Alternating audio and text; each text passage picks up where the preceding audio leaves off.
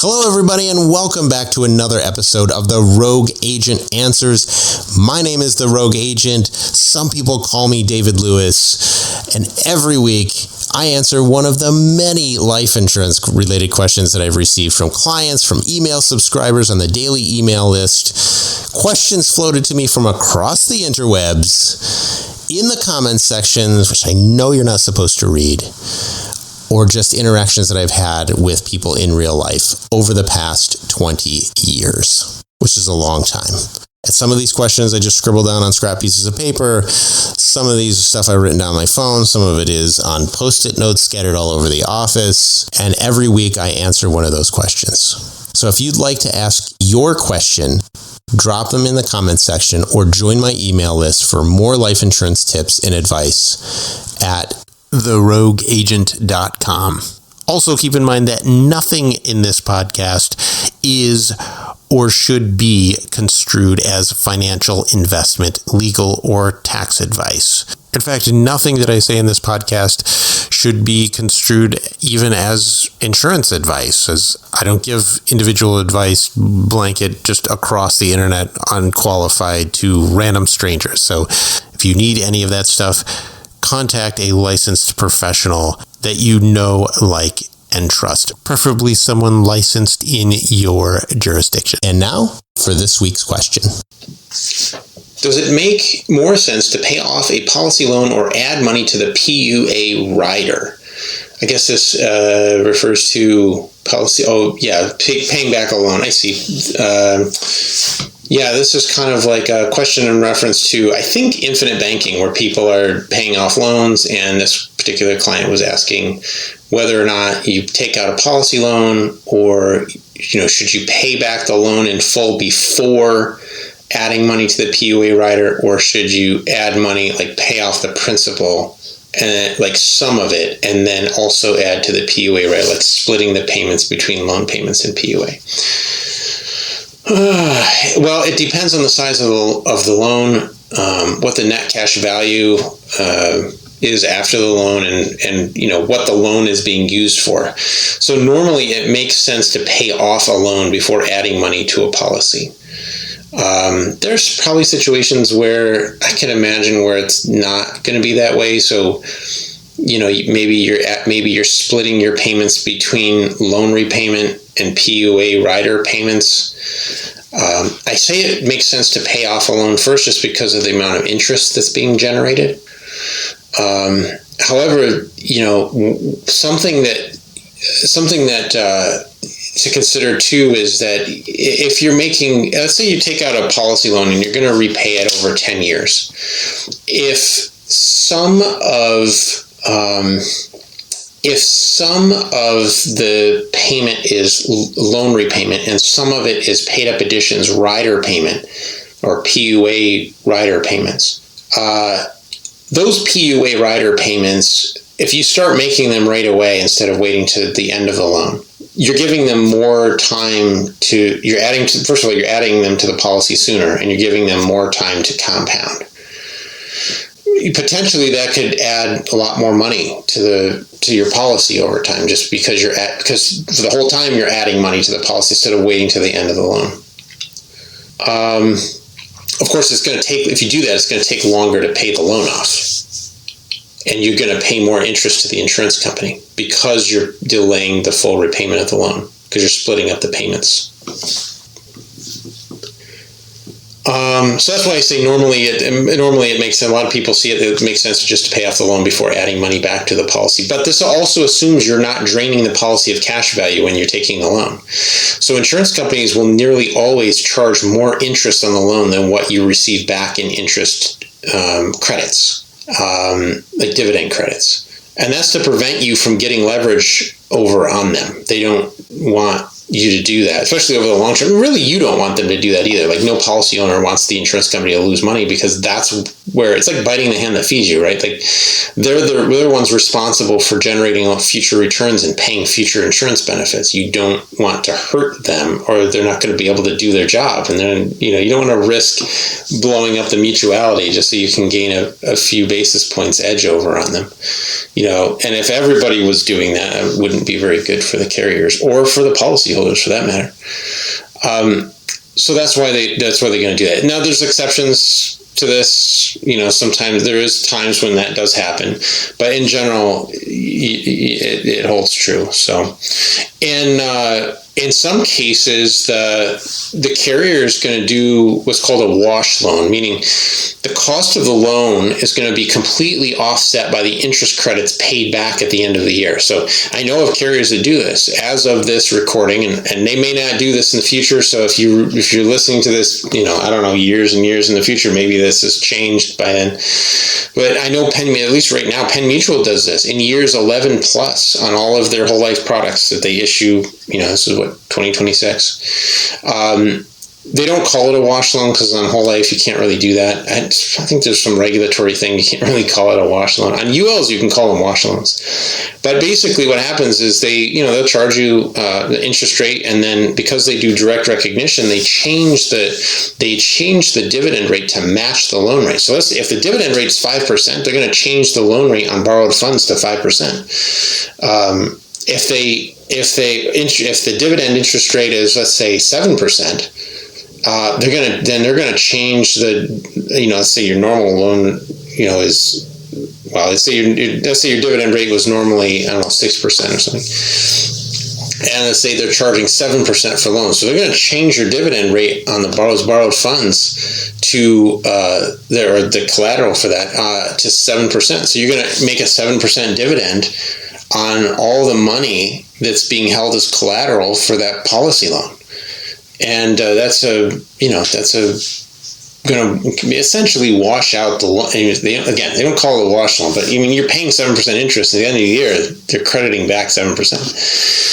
So the cost is, let's just say the cost is very low. Let's put it that way. There could be times when it makes sense to add money to your PUA rider before paying off the loan. As I mentioned before, like let's say if you're adding money to the policy and the interest generated on the PUA additions is higher than the interest you pay on the loan, then mathematically it makes sense to add money, to your PUA rider than before paying off the loan.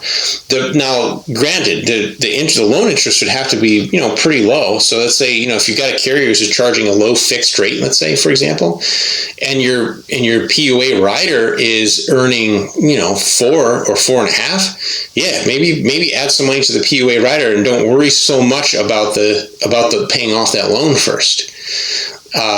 There are carriers who offer very low fixed rate loans, and you can absolutely take advantage of that, where you're going to make more money simply by adding more money to the PUA rider and essentially creating a spread. You're borrowing money at 3 and you're earning 4 on the PUA rider, I'd say. So it can make sense. It all just depends on the circumstances. So you'd have to look at the terms and conditions of the loan.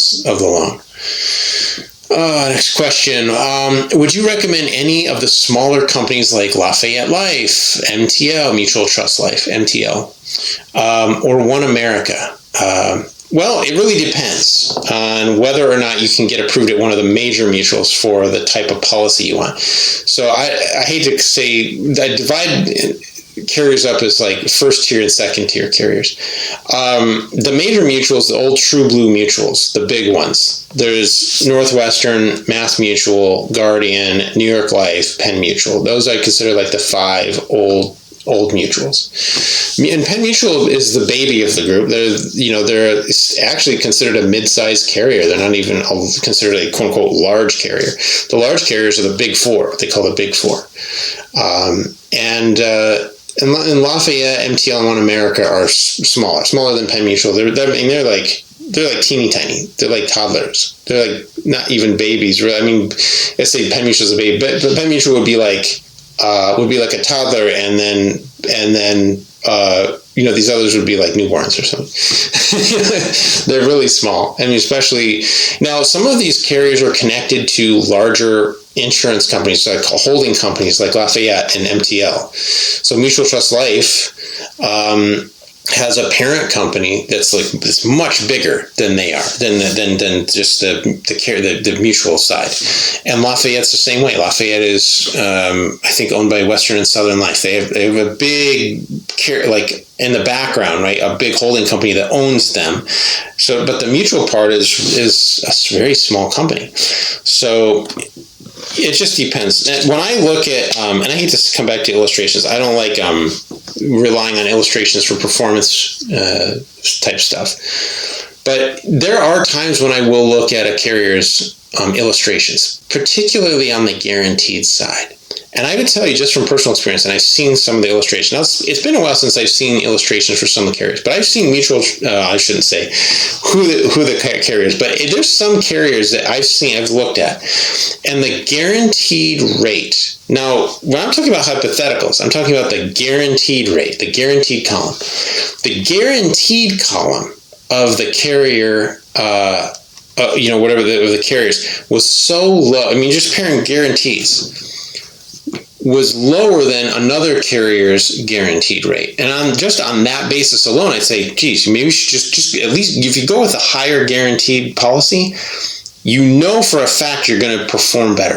Right off the bat, you know for a fact that other policy is going to perform better. That's the only time where I really compare illustrations and say, yeah, for performance-wise, you know that at the very minimum, this other carrier is going to outperform this other one out here with the lower guarantees. But I've seen carriers where the non-guaranteed, the assumed, right, side, the ledger that was assuming dividend payments, full dividend payments, that the non-guaranteed side was equal to or less than the guaranteed side of another carrier. And in those cases, I just, go with the other carrier. If the non-guaranteed side cannot outperform the guaranteed side of another carrier, they're probably not worth it. I mean, again, I hate looking at illustration of performance, but again, there's always an exception to these, and this is one of those where if you look at the non-guaranteed side and it's not outperforming the guaranteed side of another carrier, automatically you can look at that and this thing's like common sense. You say, no, at least, go with it.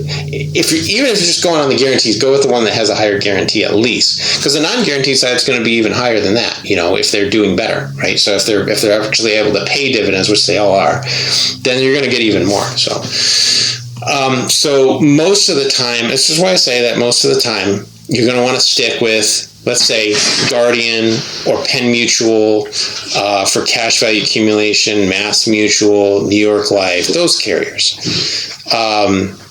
Some carriers are not as flexible with their policies and riders. And I own some of them. Like I own a Mass Mutual policy, but, is it as flexible? And a paid up additions riders. And you say, paid up additions rider flexibility. And if you talk to a Mass Mutual guy, they'll say, yeah, our riders are very flexible. I own a Mass Mutual policy. I can tell you from personal experience, they're not very flexible on their PUA riders. So it just depends on what you're looking for. For cash value accumulation, like my best bets are Penn Mutual, Guardian, and New York Life. As of the date of this recording, those are the ones that I would stick to. As for the smaller, let me back up here.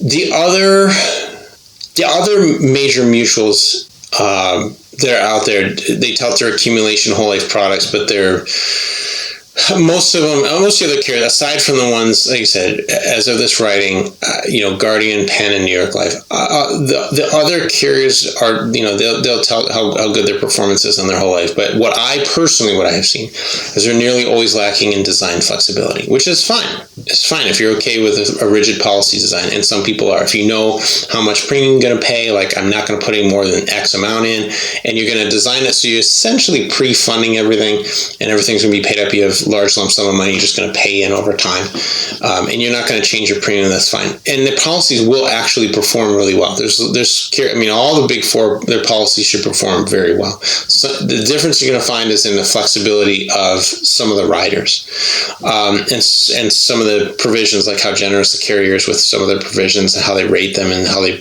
what they do with them, what they allow, what they do not allow. Most of my clients want the ability to add extra money through a paid up additions rider, or the ability to periodically change premiums if they need it without affecting their ability to pay the kind of premiums that they want. For death benefit, you got lots of options. Basically, if somebody came to me and said, all I want is death benefit, I can shop the market of all the carriers and come up with a couple of good picks. Again, I try to stay with top tier carriers. I don't like shopping. If it got to it like, hey, you're only going to, qualify with somebody who's like B rated or whatever, I probably would recommend somebody else. It's not business that I like to do to sell. But if for the most part, if somebody's going to qualify for, one of the top tier carriers, there's a lot of good picks out there that, for death benefit. As for the smaller mutuals, I don't use them unless I need to. Lots of infinite banking guys they love Lafayette, they love MTL, they love, to some extent, OneAmerica and some of the other ones. I think Foresters and Ameritas and a couple other carriers. Because they claim it's a really great company with a quote-unquote ideal whole life policy. My personal, maybe heretical opinion is that the reality that the real reason, maybe this is inside baseball, but the real reason those agents love the company and the products is because, some of those carriers, like I think Lafayette is one of them. I hate to call out specific names, but people want to know this stuff.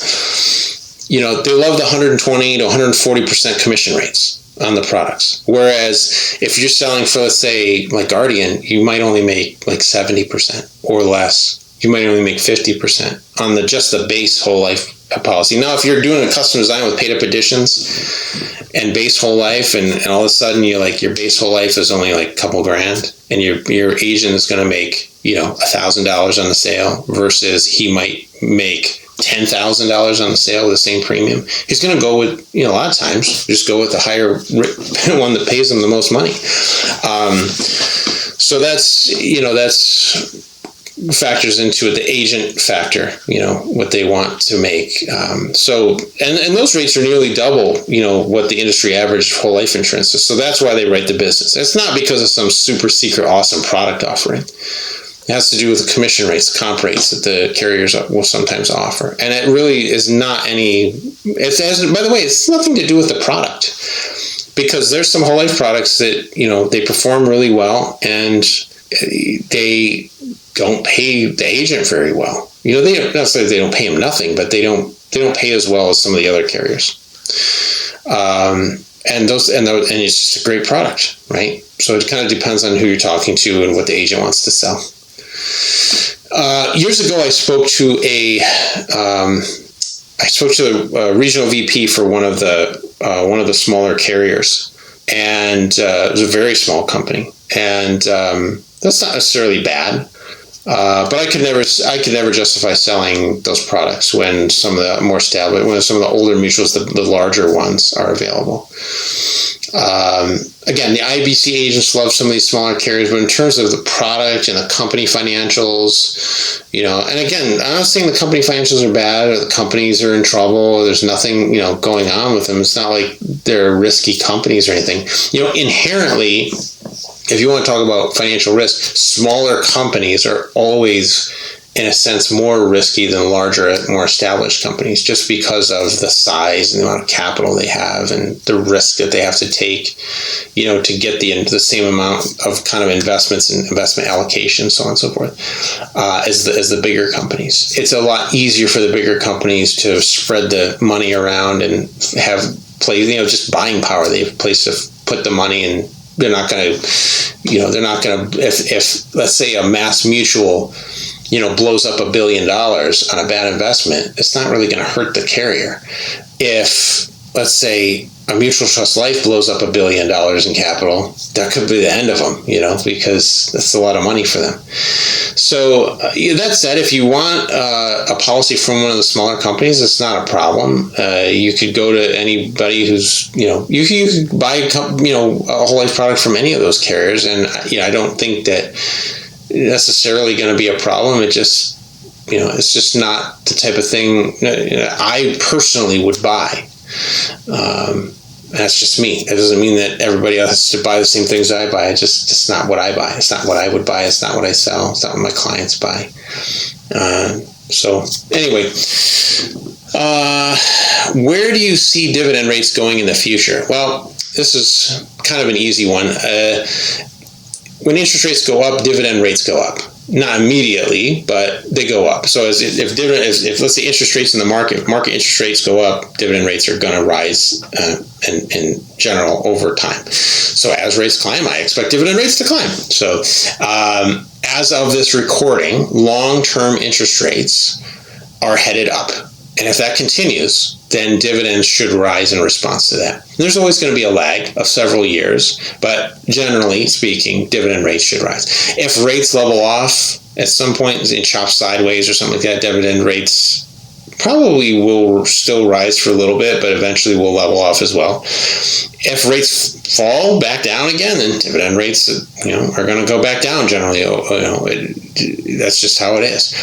The dividend interest rates are going to sort of trail what the broader interest rates are doing. Now, there's some exceptions to this. Some carriers have some ways to sort of delay when interest rates start falling. They have ways to kind of mitigate that. They have interest maintenance reserves, and they have different ways they can cash in bonds for profits. Like when bond rates go down, the price of the bond goes up. So some carriers will have bonds set aside that they can actually cash in for a profit, put that in an interest maintenance reserve, and then dole that out as an interest rate, and actually keep the dividend rate high. In some cases, they can even raise the dividend rate even as rates are falling. So they can take capital gains and turn that into an interest rate. Now they can do this all the time because there's a risk to doing something like that. However, they can do that for a very long time. In fact, that's what a lot of carriers did for the last 10 years, is the 10, 15 years, is they did that strategically. And they would take advantage of bond rates as, the fluctuation in bond rates, and bond rates are going down, and they just go down, and they'd have strategically sell off certain blocks of their investments and book the capital gains, put them in an interest maintenance reserve, and then pay those out as dividends and pay it out, to keep the interest rates, dividend interest rates at an attractive rate, So even though interest rates in the marketplace, like bond rates at one point in time, basically bottomed out, especially short-term rates were pretty near zero. But dividend rates at life insurance companies were, 5%, 6%. So when I say they're able to really keep the rates up, the dividend rates on whole life never got anywhere near approaching 2%, 3% or lower. They held them at, some carriers got down to 5%, I think maybe 4.75% or something, but a lot of the carriers were able to keep their dividend rates above 5%, and some of them above 6%. So it's, not too bad. Anyway, I hope that answers the questions satisfactorily, and these are fun, so keep sending them in, and I will keep answering them. So thanks again, and I will see you in the next one. Okay, that's it for this week's question. If you'd like to add your question to the list, just drop them in the comment section or send me an email. And if you want more life insurance tips and advice, just head on over to therogueagent.com and sign up for my daily email list.